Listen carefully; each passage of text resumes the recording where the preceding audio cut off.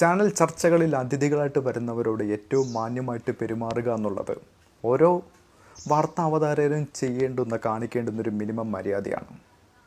എന്നാൽ ഈ കഴിഞ്ഞ ദിവസം AKG സെൻറ്ററിൽ വന്ന് കരഞ്ഞ് കാലുപിടിച്ചൊരു മാധ്യമത്തിൻ്റെ വാർത്താമുഖമായിട്ടുള്ളൊരു മനുഷ്യനുണ്ട്, ഒരു നികൃഷ്ട ജന്മം.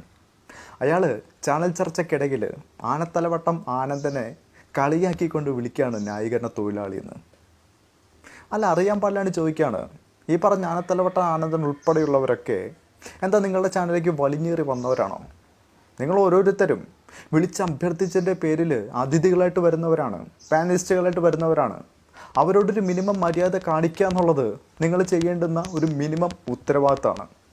അതുപോലും കാണിക്കാതെ നിങ്ങൾക്ക് വായി തോന്നിയൊക്കെ വിളിച്ചു പറയാൻ വേണ്ടി വന്നവരാണ് അവരെന്നാണ് വിചാരിച്ചിരിക്കുന്നത്. ഒരു ചാനൽ ചർച്ച കാണുന്ന ജനങ്ങൾ നിങ്ങളിൽ നിന്നൊക്കെ ഒരു കുറച്ചെങ്കിലും മാന്യത അറിഞ്ഞ വാക്കുകളൊക്കെ പ്രതീക്ഷിക്കേണ്ടത്.